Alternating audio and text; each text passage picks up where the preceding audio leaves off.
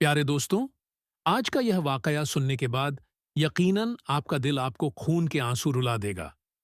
लिहाजा माँ बाप से प्यार करने वालों से गुजारिश है कि इस वीडियो को मुकम्मल जरूर देखिएगा, क्योंकि इस वीडियो में इंतहाई खूबसूरत सबक मौजूद है। कहते हैं कि एक गरीब मियाँ बीवी के यहाँ चांद से बेटे ने जन्म लिया।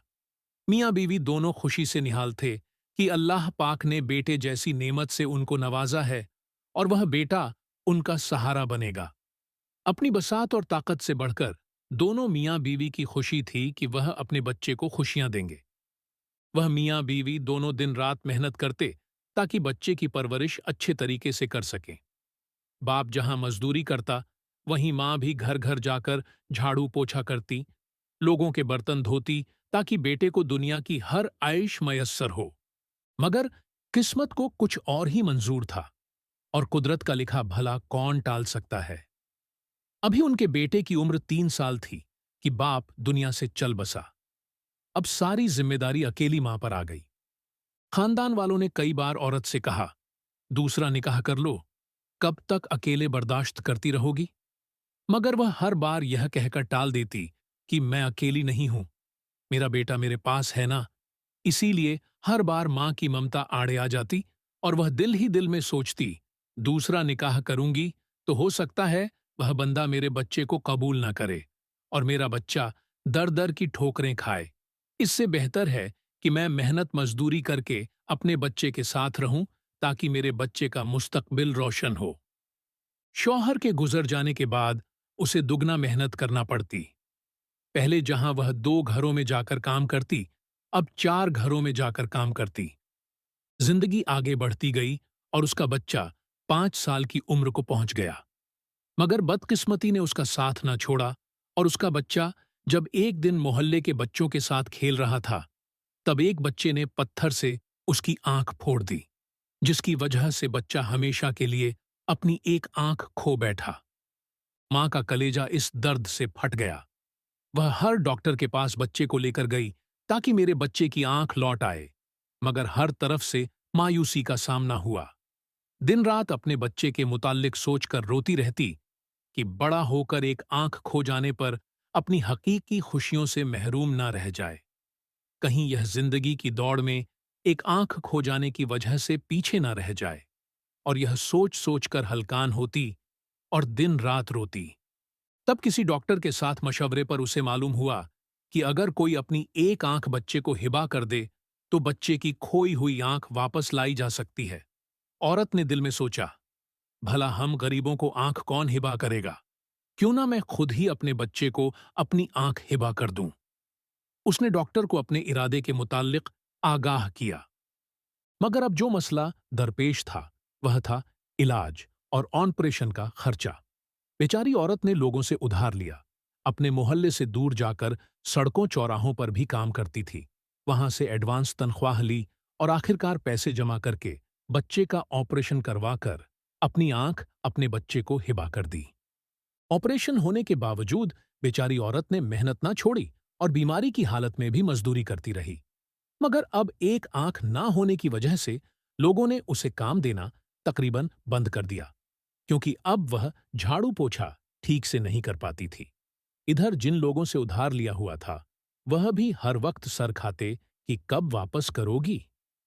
आखिरकार औरत ने गली मोहल्ले से उजरत पर कूड़ा करकट उठाना शुरू कर दिया और रोजी रोटी चलाने लगी। बच्चा भी वक्त के साथ साथ बड़ा हो रहा था। उसे अच्छे स्कूल में दाखिल करवाया और खूब मेहनत करके कर्जा भी उतार दिया। मगर बच्चा जब भी स्कूल से घर वापस आता तो मां को झल्लाने वाली बातें सुनाने लगता। सब बोलते हैं तेरी मां कानी है, उसकी एक ही आंख है, तभी वह सड़कों और मोहल्लों से कूड़ा उठाती है, क्योंकि घरों में उसे कोई एक आंख ना होने की वजह से काम देने पर राजी नहीं।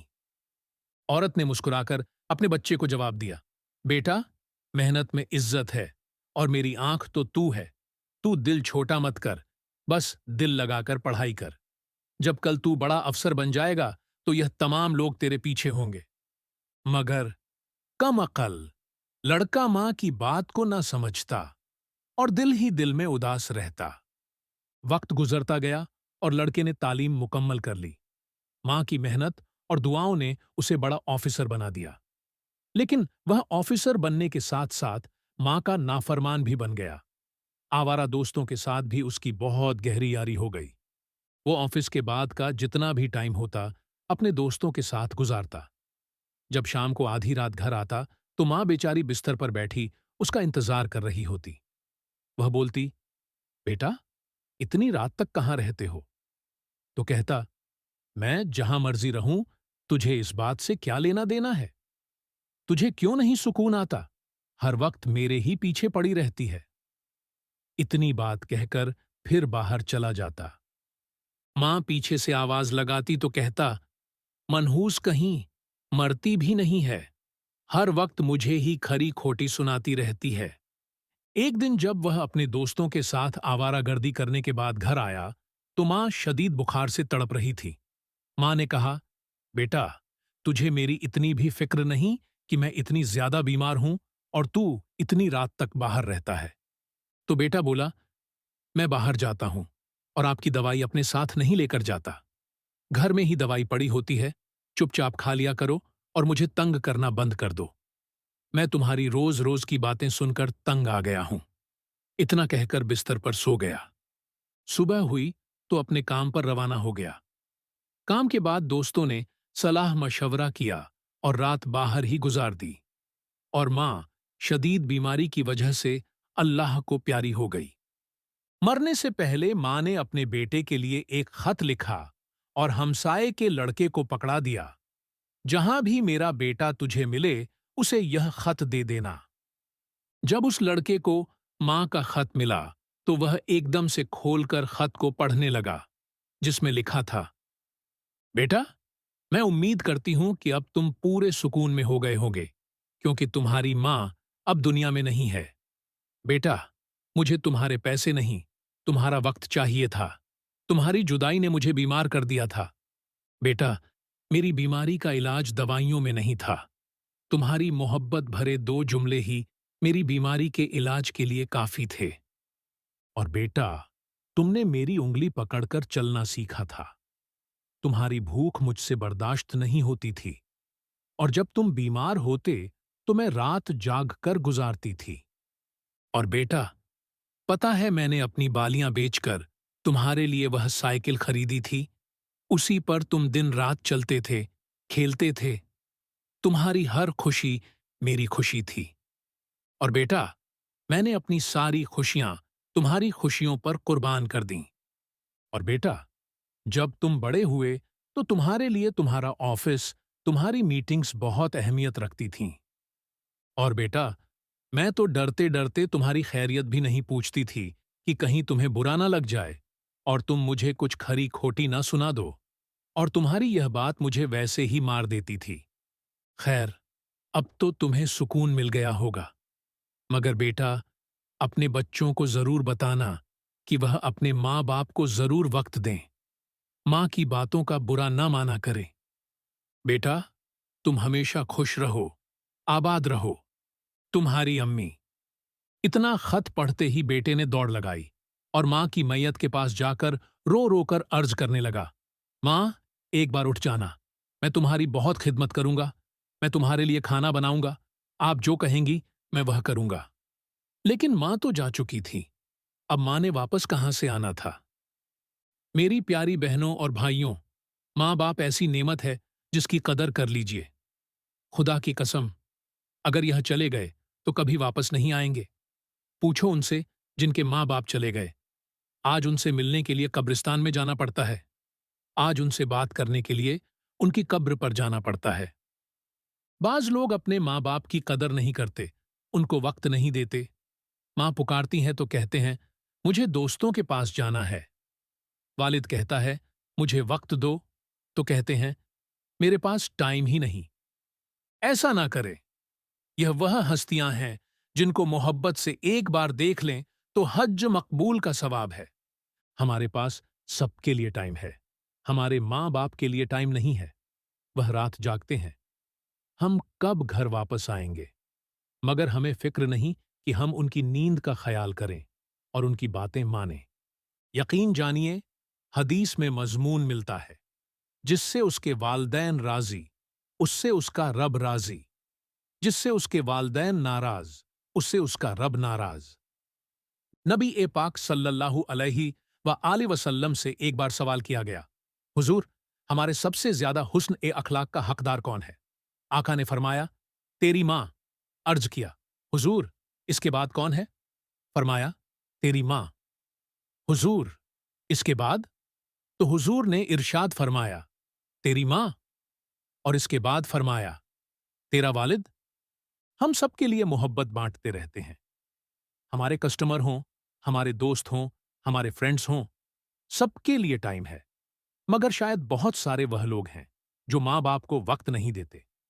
आज की वीडियो से यह पैगाम ले लीजिए कि हम अपने माँ बाप की कदर करेंगे। माँ बाप राजी हो गए तो इंशाअल्लाह रब भी राजी हो जाएगा। जिसके साथ माँ बाप की दुआएं हैं, उसको कामयाबी से कोई रोक नहीं सकता। लेकिन आज हाल बहुत बुरा है। रिवायतों में मजमून मिलता है कि बेटा अपने वालिद के साथ ऐसे रहे कि जैसे गुलाम आका के साथ रहता है। मगर हाल यह है कि आज बूढ़े बाप को बेटे ने गुलाम बनाया हुआ है। ऐसा ना कीजिए, उनकी कदर कीजिए। इस पैगाम को अपनाइए और अपनी जिंदगी में इसको इस तरह दाखिल कीजिए कि जिनके माँ बाप हयात हैं, वह उनकी कदर करें। और अगर माँ बाप चले गए हैं, जैसे उस लड़के ने पैगाम दिया कि अब वह माँ की मैयत पर कह रहा है, माँ वापस आ जाओ, मैं तुम्हारी खिदमत करूंगा। अब माँ ने कहाँ आना था, मगर मेरा मजहब, हमारा दीन कितना प्यारा है। हदीस में यह मजमून मिलता है कि अगर किसी बच्चे ने अपने वालदैन का वैसा अदब नहीं किया, वैसी खिदमत नहीं की, तो अब भी उसके पास मौका है कि वह उनके ईसाले सवाब के लिए खूब नेकियां करे, उनके लिए दुआएं मगफिरत करे, उन्हें खूब सवाब पहुंचाए। अल्लाह की रहमत से उम्मीद है कि उसको माँ बाप का फरमाबरदार लिख दिया जाएगा। तो प्यारे प्यारे दोस्तों, अपने माँ बाप के लिए सदके जारियां करिए, ईसाले सवाब कीजिए, उनकी रूह भी खुश होगी। अल्लाह मुझे भी और आपको भी, जिनके वालदैन हयात हैं, अपने वालदैन का अदब करने की तौफीक अता फरमाए। जिनके वालदैन चले गए, रब्बे करीम उनकी बेहिसाब मगफिरत फरमाए। आमीन बजाहे नबी उल आलमीन सल्लल्लाहु अलैहि वाली वसल्लम। आज की वीडियो में बस इतना ही था। मजीद ऐसी ही वीडियोस देखने के लिए हमारे चैनल को सब्सक्राइब करके हमारी फैमिली का हिस्सा जरूर बनिए, ताकि आने वाली वीडियो का नोटिफिकेशन सबसे पहले आपको मिले। अल्लाह हाफिज।